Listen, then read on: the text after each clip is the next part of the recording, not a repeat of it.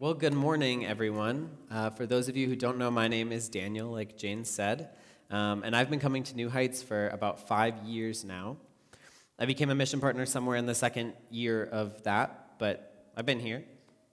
My story has never been the easiest thing for me to share, and I'm way better at pretending to be other people up here on Wednesday night than I am at talking to all of you on a Sunday morning.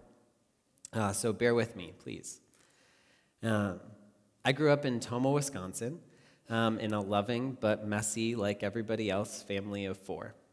I have a younger sister who I love, but like most siblings, we have our ups and downs as well. My mom is a school counselor, and my dad is a teacher and our high school varsity hockey coach. I grew up in an ELCA church in Tomah, and I really liked Sunday school and confirmation and lock-ins, and I just generally really liked church. As long as I can remember, probably 2nd or 3rd grade, I spent a week of my summer as a camper at Sugar Creek Bible Camp each summer, and that time was impactful on my faith as well. My kind of God became real to me moment was early on in middle school at a youth quake, which is an event a lot of our youth have been to as well. And from then on, I was invested and interested in developing my relationship with God and who God was, rather than just knowing about God. We'll come back to high school later, but 2 days after my last day of high school, my last day of classes, I didn't even graduate yet at this point, I packed up all my things and I headed to Sugar Creek Bible Camp to be a staff member there. Through Sugar Creek, I found New Heights, and I've been here since then. I graduated in May of 2017, and then I spent 9 months in Colorado and an internship at Rainbow Trail Lutheran Camp in their retreat ministries role. And now I'm back in Madison working while I apply for full-time outdoor ministry positions. Okay, now that I've given you all my life story in under a minute or so, what I'm actually up here to talk about is a part of my story, a specific part of my story, where I wrestled with my faith. I wrestled with who God was calling me to be and my identity as a gay person. Sometime pre-high school, I realized that I was gay. It wasn't that I didn't know that before, but I didn't have the language or the context to define myself that way. The best explanation I can give you is that nobody ever told you you had a right and a left hand, just that you had hands. And then at about 16 years of age, you all of a sudden realized that these hands had labels, and that meant something within the rest of the world.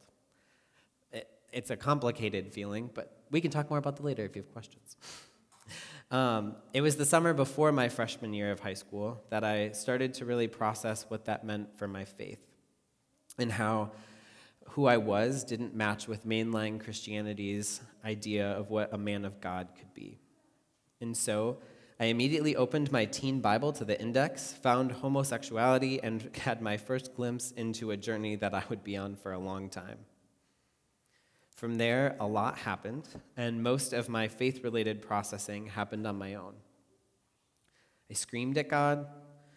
I would go to the top of a hill by our house and scream and cry and listen for God. I thought if I was on top of a hill, maybe I was closer to heaven and I'd get more answers. I spent so much time in prayer. I read articles. I confessed and asked for forgiveness. I asked God to take it away. I asked God to show me signs that the Bible was different and I was missing something. I asked God to prove to me that being gay was actually a sin, because in my deepest self and in my deepest prayer, I never once felt a nudging from God that this was a mistake. I only felt that this was my authentic, God-created self, and it somehow wasn't working with the world. I was left wondering this: does God love me in spite of my gayness, or does God love all of who I am? This lasted through most of high school with very little clarity. In the meantime, I came out to friends and family and was extremely fortunate to have a loving response from both parents and my friends.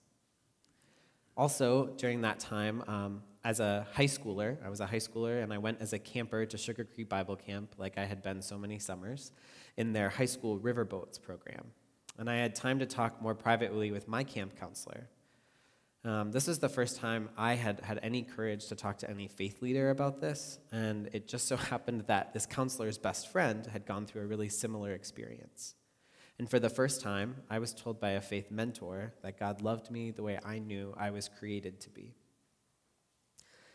It wasn't until 2 years later that I heard a pastor speak about this in person. I'd heard plenty of pastors speak about this on YouTube, and I knew through the grapevine that my pastor at my home church believed being gay was sinful, which became less of a rumor when my church left the ELCA for that specific reason. But I still hadn't actually talked to a pastor about it. And the reason I didn't have that courage at that point was because from what I knew about the church, it didn't feel like that was a safe or comfortable space for me to share about myself in that way. The summer before my senior year of high school, though, I spent 4 weeks of the summer at Sugar Creek as a camper. For those of you who don't know, 4 weeks is a long time to spend at Sugar Creek as a camper. Staff were probably a little like, okay, we got enough. But during that time as a camper, I heard 2 pastors speak with my cabin group about being gay, and both understood gayness to be loving and authentic and not sinful. And both had biblical reasons why, and had been closely connected with people who struggled with whether or not they were loved by God in their identity as a gay person.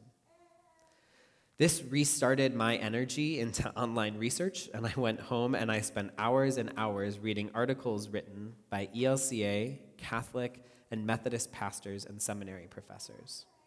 These were faithful Christians reading the same texts and understanding them differently. And I started to realize that this Bible I had in front of me had always been so much more than just a surface-level reading. Not just about gay things, but in every part of the Bible. I dove into Greek and Hebrew language and the first century communities that text was written for. And I started realizing the deep complexity of how my faith interacted with my identity. After coming home from Sugar Creek and spending that time in Scripture, I was feeling confident in myself and on fire about my faith. I had fallen in love with the Bible and its teachings and discussion about it. I loved worshiping and sharing with other people about how awesome God was and how loved we are by Him. Sharing about being gay wasn't something I was as comfortable doing because I knew that not everyone was on the same page there. But my faith had new energy to it, and that was exciting. Every year at the beginning of a school year in Toma, all of the youth groups in town gather together for kind of a school year kickoff event. The goal was to have some sort of unity behind being the Christians together in our school. And each year, a senior was asked to give a message about being people of God and people of love in our school.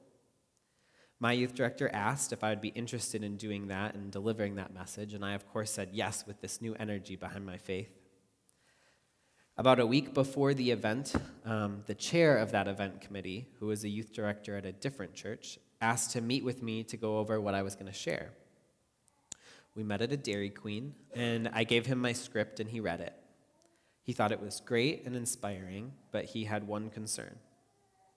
He had heard that I was openly gay at school. I told him that I was, but that wasn't what my message was about, and in fact, that wasn't included at all in any part of my speaking.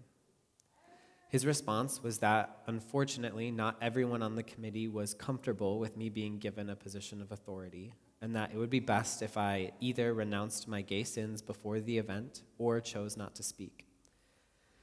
I was shaken, but not at all surprised at that point. I kindly said I wouldn't be speaking. We prayed together, and I left. What I didn't know at the time is that my own pastor from my home church, who believes that being gay is a sin, was incredibly angry with this youth director and with this committee for their decision. He knew me and my heart and my new energy behind my faith and thought that my gayness was no barrier to sharing a message of love with my peers. That was a wake-up call for me. I had always been under this assumption of two extreme sides to what I knew to be a really divisive issue.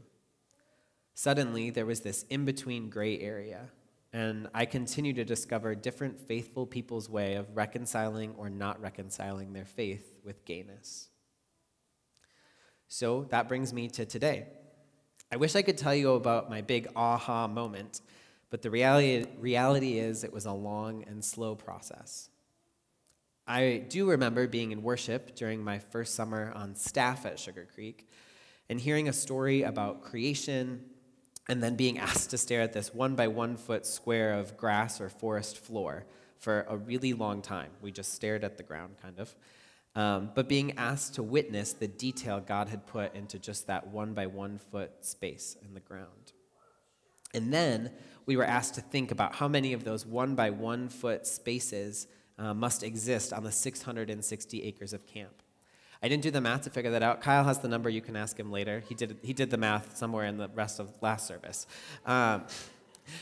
But then we were asked to consider that if God had put that much detail into all of those tiny spaces all over the world and all over God's creation, how much detail and intention must have been put into our creation as people of God. And for the first time that I remember doing it, I included my whole self as part of that thought. I'd come to some sort of conclusion to that question I started asking myself so many years earlier. Does God love me in spite of my gayness, or does God love all of who I am? I spent the rest of worship that evening singing every song fully and feeling wholly and completely loved and held by God. That wasn't the end of my wrestling or my learning.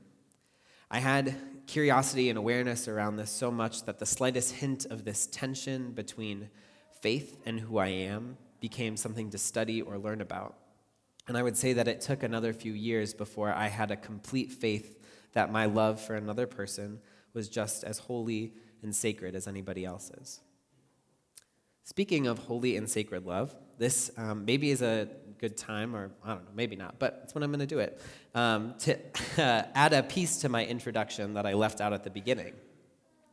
Last November, I got engaged to an incredible and loving man, tall guy in the second row right there, and we're excited to celebrate our commitment to each other in October of next year. Before I finish today, though, I want to recognize the tension that comes from my story and with many of the complex issues within the church that we're not all on the same page for. A tension that comes from when people don't agree on something or experience or understand the world and who God is differently. I can only share with you my truth and my experience and my journey with God. And I know that tension.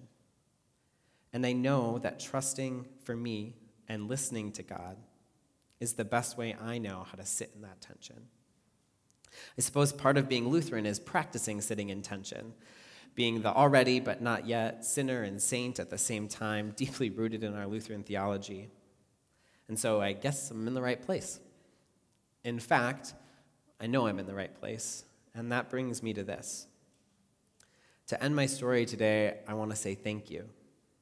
This congregation has been so incredibly welcoming and loving to me since the first day I walked in this building 5 years ago. Whether you knew I was gay or not, you've allowed me space here to use my gifts, to be loved by you, and to be a part of an incredible faith community. And I can't thank you all enough for that. So thank you. Thank you. Amen. Thank you, Dan.